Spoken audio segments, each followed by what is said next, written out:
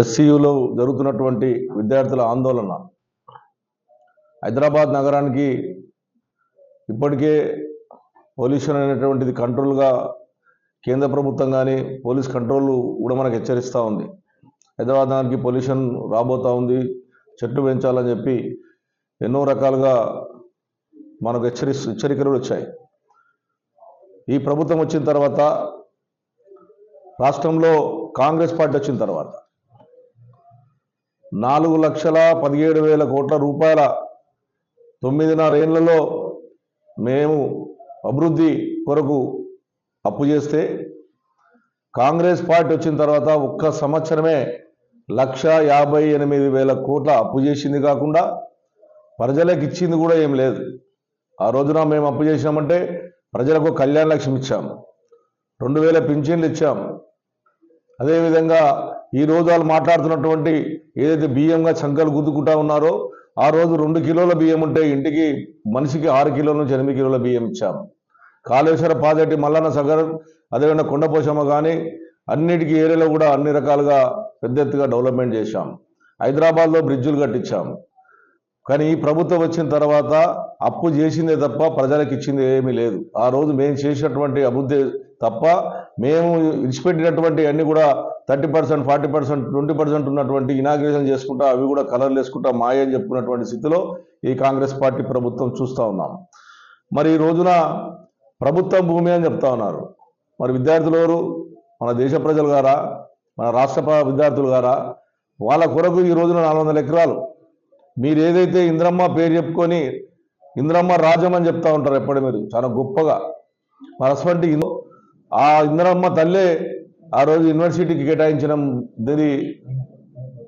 ఏదైతే కాంగ్రెస్ పార్టీ అధ్యక్షురాలైనటువంటి ఏదైతే ఇంద్రమ్మ తల్లి పేరు చెప్పుకుంటున్నటువంటి తల్లే ఆ రోజున యూనివర్సిటీకి కేటాయించినటువంటిది కూడా మర్చిపోయి, ఈ రోజున ఆ ఇంద్రమ్మ తల్లే చెప్పినటువంటి ల్యాండ్ని అమ్మకాన్ని పెట్టి ఒక మంత్రి మాట్లాడతాడు, పైసలకు వచ్చిన పేడ్ యాక్టివ్ అని చెప్తాడు.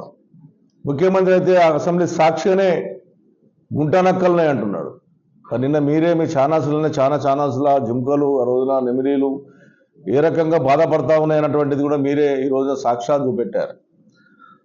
దాన్ని ఆ రోజున మా కేసీఆర్ గారు హైదరాబాద్ నగరం బాగుండాలని, తెలంగాణ రాష్ట్ర వర్షపాతం పెరగాలని, రాష్ట్రంలో దేశంలో ఎక్కడ చేయలేనటువంటి విధంగా వర్షపాతం పెంచే విధంగా ఆ రోజు లక్షల కోట్ల చెట్లు తెచ్చి నాటి, ఎక్కడైతే ఫారెస్ట్లు ఉన్నాయో అక్కడ చెట్లు నాటి, ఎక్కడైతే హైదరాబాద్ నగరంలో చెట్టు పెడితే ఏవో మేకలు అవో తినిపోయే ప్రమాదం ఉంటే కంచెలేపించి ఆ రోజు చెట్లు కాపాడి ఈరోజు హైదరాబాద్ నగరాన్ని అభివృద్ధి బాటలు నడిపించినటువంటి గొప్ప నాయకుడు కేసీఆర్ గారు.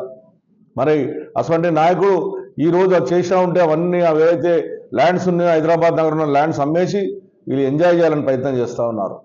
మా కుక్కట్పల్లి కాన్స్టిట్యున్సీలో ఎప్పుడు గత 50 సంవత్సరాల నుంచి ఉన్నటువంటి IDPL employees colony 145 survey number, 163 survey number Kukatpally మండలంలో ఉన్నటువంటి ల్యాండ్ వాళ్ళకి పర్మిషన్లు ఇచ్చింది ఆ రోజు గవర్నమెంటే, వాళ్ళకు అన్ని ఇచ్చింది గవర్నమెంటే, కాంగ్రెస్ గవర్నమెంటే.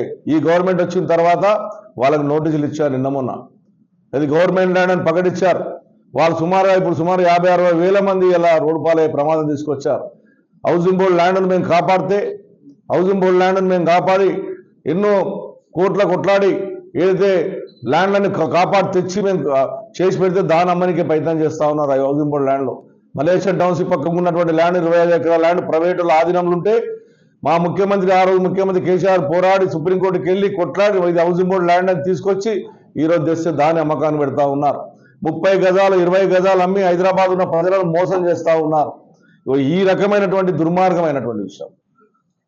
ఆ రోజు అన్న ఎన్టీ రామారావు గారు ఈ కాంగ్రెస్ దుర్మార్గ పరిపాలన పక్కబెట్టాలని చెప్పి ఆ రోజున ఎన్టీ రామారావు గారు ఈ రాష్ట్రం బాగా ఆంధ్రప్రదేశ్ని నిజంగా ఈ కాంగ్రెస్ పాలనలో ప్రజలంతా అన్యాయం అయిపోతుందని చెప్పి కంకణం కట్టుకొని ఒక బ్రహ్మరథంతో ఆ రోజు ముందుకు గెలిపిస్తే, ఇదే ఇంద్రమ్మ తల్లి చెప్పుకున్న తల్లే ఆ రోజు మా ఎన్టీ రామారావు దినిపించిన దాంట్లో కీలక పాత్ర వహించిందా లేదా ఒక్కసారి కాంగ్రెస్ పార్టీ నాయకులు ఆలోచన చేసుకోవాలి. అటువంటి దుర్మార్గమైనటువంటి పార్టీ కాంగ్రెస్ పార్టీ అని చెప్పి చెప్పక తప్పదని చెప్పి తెలియజేస్తా ఉన్నాను. హైదరాబాద్ నగరం జరుగుతున్నటువంటి విద్యార్థుల ఏదైతే ఈరోజు పోరాడుతూ ఉన్నారో దానికి పూర్తి మద్దతు టీఆర్ఎస్ పార్టీ ఉంటుంది. ఖచ్చితంగా ప్రజలు కూడా దీని మీద వ్యతిరేకించాలి. హైదరాబాద్ నగరం ఉన్న ప్రజలకు కూడా రేపొద్దుల ప్రమాదం కాబోతా ఉంది. మన కాలుష్యం దెబ్బతినే ప్రమాదం ఉంది.